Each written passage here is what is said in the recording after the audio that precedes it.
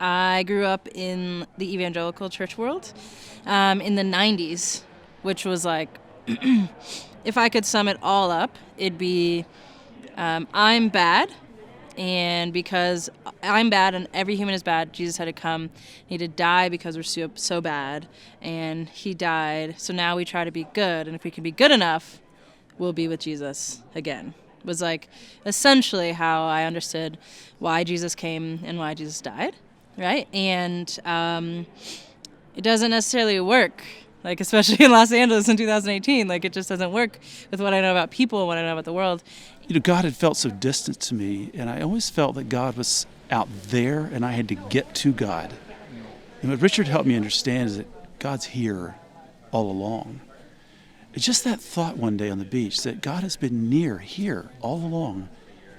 I just haven't been present to that presence. And it just changed everything about the way I understood not only a relationship with God, but what kind of practices I needed to start to employ so I can be aware and awake to that presence. I've appreciated Richard Rohr's invitation to not need to manage God in the work I do as a pastor. And it's really just kind of getting out of the way so that this divinity can flow forth. And the way he talks about the name of God is something that is inherently something we can't control or circumscribe or manage. And that's really good news for somebody like me in particular. I was raised really, really conservative Christian in like rural Montana.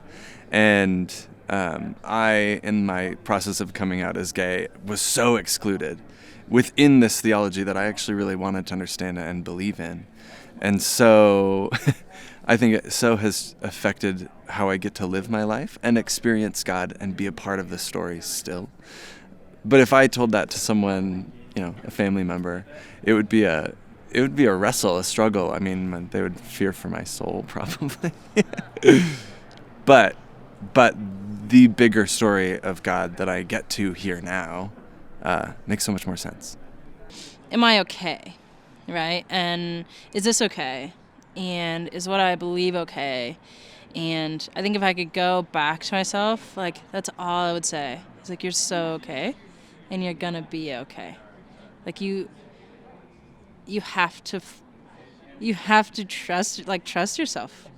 But you have to believe that the image of God is inside you, that there's something inside you begging yourself to listen, and you're okay.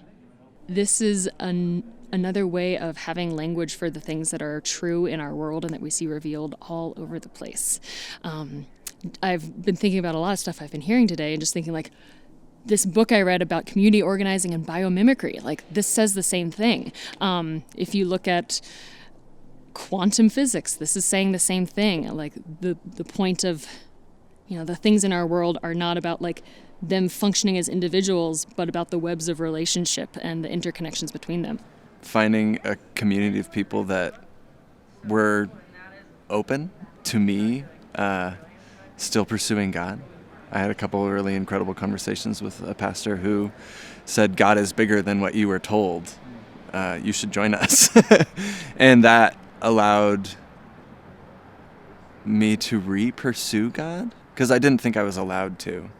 And so having a bigger picture of God was another invitation into then having the invitation for all people to be more. And that's a thing that we say at our churches. We say, who's invited? And the answer is all people.